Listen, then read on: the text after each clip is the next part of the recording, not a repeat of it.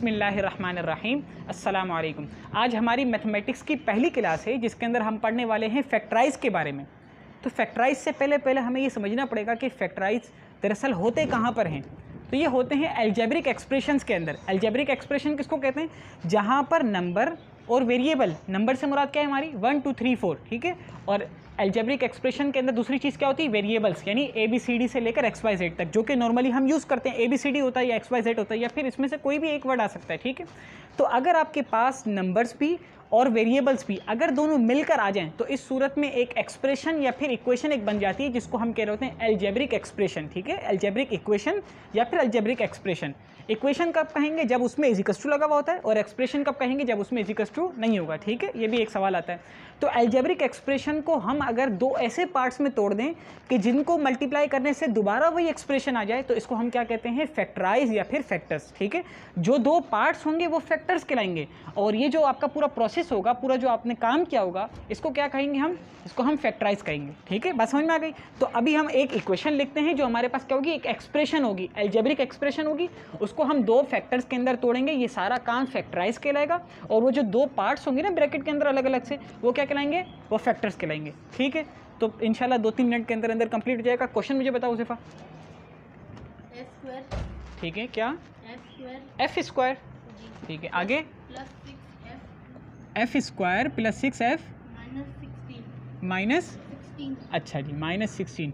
अभी हमारे पास एक क्या है? ये एक अलजेब्रिक एक्सप्रेशन है। मैंने क्या कहा था? अलजेब्रिक एक्सप्रेशन क्या होता है? जिसके अंदर आपके पास वेरिएबल यानी कि ABCD में से कोई आया हुआ हो, ठीक है, और साथ में नंबर भी हो। तो ये देखो, ये आपके पास यहाँ पर नंबर आया हुआ 1 2 3 4 में से एक नंबर है ना ये, और ABCD में से एक अल्फ़ाबेट भी आ गया। तो जब ये दोनों मिलकर आ गए तो उसको हमने क्या कहा? अलजेब्रिक एक्सप्रेशन, ठीक है। इसमें इजिकस टू नहीं लिखा हुआ कहीं पर, इस वजह से हम इसको क्या कह रहे हैं? अलजेब्रिक एक्सप्रेशन कह रहे हैं, ठीक हो गया। अब हमने क्या करना है? इसको फैक्टराइज करना है, यानी इसको ऐसे दो पार्ट्स में तोड़ना है जिनको हम मल्टीप्लाई करें तो दोबारा यही इक्वेशन बन जाए। तो हमें पूरा प्रोसेस करना होगा, 2-3 मिनट के अंदर अंदर हो जाएगा।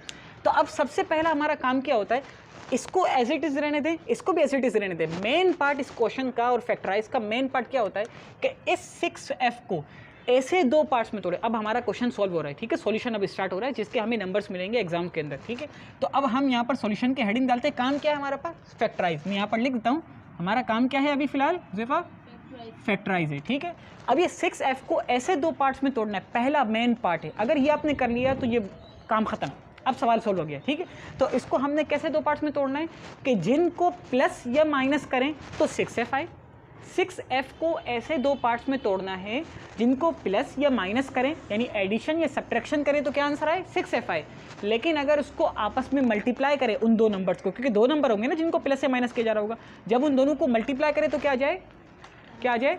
16 आ जाए। तो अब ये कौन से दो पार्ट्स हो सकते हैं? सोचो, ऐसे दो पार्ट्स कौन से हो सकते हैं? मैं बताता हूँ, ठीक कर लेते हैं, मैं ट्राई करता हूँ उसको।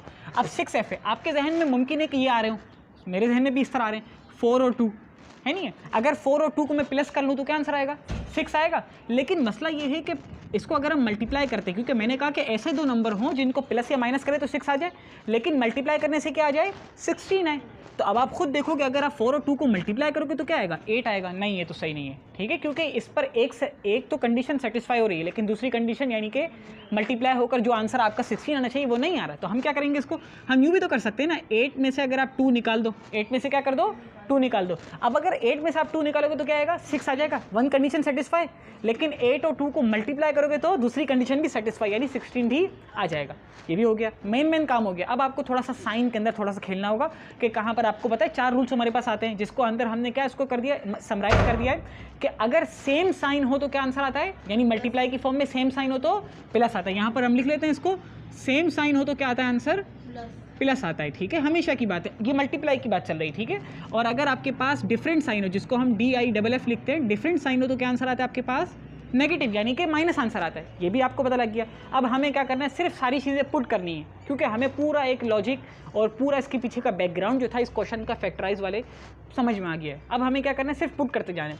मैंने क्या कहा? एफ स्क्वायर को ऐसा ही उतार दो, ठीक है। इसको शुरू से लेकर आखिर तक कुछ भी नहीं करना। 16 को भी ऐसे ही उतार दें, ठीक है। 16 को भी ऐसे ही उतार दें। इसको हमने क्या करना है? 6f को क्या कर दिया? अब हमने दो पार्ट्स में तोड़ना है। अच्छा, एक बात कि अगर हम प्लस या माइनस करते हैं तो बड़े नंबर का साइन आता है, ये भी आपको पता होगा। यानी कि अगर हमें प्लस का 6f चाहिए तो इसका मतलब क्या, हमने दो ये पार्ट्स लिए हुए ना, 8 और 2 लिया हुआ है। क्या लिया हमने? 8। इसका मतलब है कि हमें 8 को प्लस में लेना पड़ेगा और 2 को माइनस में, ताकि बड़े नंबर का साइन प्लस आ जाए। और 8 और 2 जब माइनस होंगे, यानी आपके पास 2 रुपये आपने किसी से बोरो किए थे, यानी उधार लिए हुए थे, और 8 रुपीज़ आपके अपने थे। आपके पास जब अपने पैसे आए, आपने 2 रुपीज़ जो आपने उधार लिए थे वो आपने पे किए, तो अब आपके पास कितने रह गए? 6 रुपीज़ रह गए। अपने हैं तो इस वजह से हमने इसको क्या कहा? प्लस का। ठीक है, इस तरह समझना हो तो ये भी इजी है, वरना यूँ भी समझ सकते हैं कि बड़े नंबर का साइन प्लस है, वो आ गया। ठीक है, तो इसका मतलब है कि हमें क्या करना पड़ेगा? 6f लाने के लिए 8f पॉजिटिव लेना पड़ेगा और 2f क्या लेना पड़ेगा? नेगेटिव। ठीक है, तो हम क्या करते हैं? प्लस का 8f और फिर माइनस का 2f। ईजी है। अब बिल्कुल आसान हो गया सवाल। कैसे आसान हो गया? अच्छा, ये इस बात से बिल्कुल कंफ्यूज नहीं रहना कि 2f को यहाँ लिख दो और 8f को यहाँ लिख दे, कोई मसले की बात नहीं है, किसी को आगे पीछे कर सकते हैं। ठीक है भी। अच्छा, अब आपके पास 2 पेयर्स बन गए, देख ले आप ये। अच्छा, पहले आपके पास ये 3 पार्ट्स में था, 1 2 3 पार्ट में था, तो वो डिवाइड नहीं हो सकता था, लेकिन अब ये 4 पार्ट्स में आ गया। तो इसका मतलब आपको पता है कि 4 पार्ट्स के अंदर 2 पार्ट के एक पेयर बन सकता है, यानी कि एक पेयर ये गया, फर्स्ट पेयर इसको आप नाम दे दो, और इसको आप क्या कह दो? सेकंड पेयर आप इसको कह दो। ठीक है, समझ आ रहा है? बिल्कुल ईजी है। अच्छा, अब हाँ, अब आपके पास आ गया एफ स्क्वायर और ये एफ। अब एफ स्क्वायर का मतलब क्या होता है? यहाँ पर रफ वर्क में देख लेते हैं। एफ स्क्वायर का मतलब होता है 2 मरतबा मल्टीप्लाई की फॉर्म में एफ। ठीक है, और 8f का मतलब क्या है? 8 और f। ठीक है, यही होता है ना मतलब। तो अब देखो, दोनों के पास कॉमन क्या चीज़ है? एफ कॉमन है, तो आपने क्या किया? एफ कॉमन निकाला, अंदर क्या बच गया? जब आपने यहाँ से एक एफ निकाल दिया तो अंदर क्या बच गया? एक एफ बच गया। ठीक है, एक एफ बच गया, और यहाँ पर आप देखो क्या बच गया? एफ बच गया। ठीक है जी, यहाँ पर एफ बच गया या एफ निकाल दिया, क्या बच गया? 8 बच गया। क्या बच गया? 8 बच गया। ठीक है, अच्छा, अब हमें मसला आता है साइन का। किस चीज़ का मसला आता है? साइन का। अब मैंने क्या कहा था आपको कि साइन आपने किस तरह देखने? ये वाला साइन देखना है और ऊपर वाला साइन देखना है। इसको नहीं देखो, ये वाला साइन देखो और यहाँ का साइन देखो, फिर जो आंसर है उसको यहाँ लिखो। यानी कि आपने देखा ये वाला साइन पॉजिटिव, ये भी पॉजिटिव, तो अंदर क्या आया? लिखने की जरूरत नहीं है, क्योंकि जब शुरू के अंदर पॉजिटिव हो तो कभी भी नहीं लिखते। जैसे आप देखो, ये पॉजिटिव है लेकिन लिखा हुआ नेगेटिव हो तो लिखना पड़ता है। ठीक है, अच्छा, ये पॉजिटिव है, ये भी पॉजिटिव है, तो सेम साइन क्या आंसर आता है? पॉजिटिव। तो हमने लिख दिया पॉजिटिव। ठीक है, हमारे रूल सारे फॉलो हो रहे हैं। फिर इसके बाद आपको पता है कि अब आपके पास 2f और 16 लिखा हुआ है। क्या लिखा हुआ है? यानी हम यहाँ पर अगर थोड़ा सा रफर करें, 2f है और 16 है। अब आपको पता है कि इन दोनों के अंदर कॉमन चीज़ क्या है? आपको नहीं समझ में आ रही, चलो हम इसको क्या करते हैं? मजीद फैक्टराइज कर देते हैं। आपको पता है कि 16 का मतलब होता है 2 मल्टीप्लाई बाय 8, यही होता है ना। तो अब यहाँ पर देखो 2f है, इसको थोड़ा सा इस तरह लिखते हैं, 28 और 2f, यही ना, 28 और 2f। अब देखो दोनों के अंदर क्या चीज़ कॉमन आ रही है? 2 कॉमन आ रहा है, तो 2 को बाहर निकाल लें। ठीक है, अब आपने क्या कर दिया? 2 को बाहर निकाला, अंदर क्या रह गया? f रह गया और 8 रह गया, यही रह गया ना, f रह गया और 8 रह गया। अच्छा, एक तो तरीका ये है कि इसको लॉजिकली समझ लिया जाए, जैसे मैं आपको कई मरतबा कहा, लेकिन दूसरा तरीका क्या है कि जैसे पहला पेयर बना था सेम उसी की तरह इसको कॉपी कर ले। ये कॉपी करना साइन के एतबार से, यानी अगर आपको साइन में थोड़ी कन्फ्यूजन हो रही है तो बिल्कुल सेम कॉपी कर लो उसको, लेकिन लॉजिक समझ लेते हैं कि क्या पर यहाँ पर साइन आने क्या चाहिए। जैसे हमें पता है, हम ये वाला साइन देखेंगे, यहाँ के देखेंगे और अंदर के चेक करेंगे।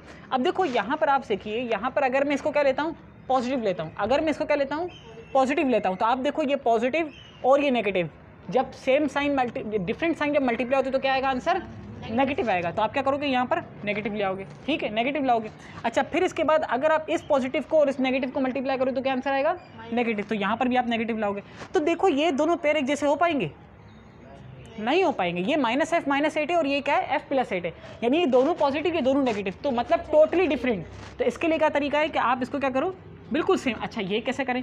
इसका तरीका ये है कि बाहर आप नेगेटिव लगा दो। देखो अब आप जब बाहर नेगेटिव लगाओगे तो माइनस और प्लस, माइनस प्लस क्या हो जाएगा? माइनस। देखो लिखा हुआ माइनस प्लस माइनस। ठीक है, अच्छा, ये माइनस और यहाँ पर प्लस, यहाँ भी प्लस लिखेंगे ना, यहाँ माइनस और यहाँ प्लस, तो देखो क्या आ रहा है? ठीक है, तो डिफरेंट साइन और आंसर क्या आया? नेगेटिव। डिफरेंट साइन, आंसर क्या आया? नेगेटिव। ठीक है, इजी हो गया। और अच्छा, दूसरी बात, अगर नहीं समझ में आ रहा था तो आपको पता है कि दोनों पेयर एक तरह होने चाहिए, और आपने बना दिए f + 8 और f + 8। दो पेयर जब एक जैसे हो जाए तो उसमें से एक को क्या करना है? एक मरतबा लिख देना, यानी कॉमन ले लेना है। ये f + 8 f + 8। अब आपके पास एक फैक्टर बन गया f + 8, दूसरा फैक्टर कौन सा बन जाएगा? f - 2। ठीक हो गया, f - 2। तो मैंने क्या कहा था स्टार्टिंग के अंदर ही, फैक्टराइज ऐसे काम को कहते हैं, फैक्टराइज तो काम का नाम है ना, फैक्टराइज तो ऐसे काम को कहते हैं कि जो एक अलजेब्रिक एक्सप्रेशन या फिर इक्वेशन को ऐसे 2 पार्ट्स में डिवाइड कर दे जिनको वापसी अगर मल्टीप्लाई करे तो आपके पास क्या आ जाए? फिर से वही एक्सप्रेशन बन जाए। देखो हमने इनको क्या कर दिया? ऐसे 2 पार्ट्स में डिवाइड कर दिया जिनको अगर हम दोबारा से मल्टीप्लाई करेंगे तो आपके पास आंसर क्या आ जाएगा? फिर से यही इक्वेशन बन जाएगी। आप चेक कर सकते हो। किस तरह चेक करोगे?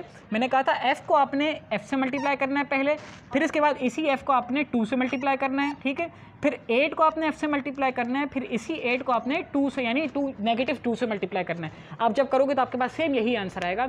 और ये जो आपका अगर आप काम करते हैं तो ये आपके पास क्या कहलाएगी, जस्टिफिकेशन, कि आपने सही पार्ट्स बनाए हैं, सही फैक्टर्स बनाए हैं या नहीं बनाए, ये आपके आंसर की जस्टिफिकेशन होगी। अगर मांगी जाए तो करना है, नहीं करना तो अपने आप को सेटिस्फाई करने के लिए कर सकते हो, अदरवाइज नहीं करना चाहिए। ठीक हो गया, यहाँ पर आपके पास आंसर आ गया। ठीक है, सही है, समझ में आया, वाकई में समझ में आ गया।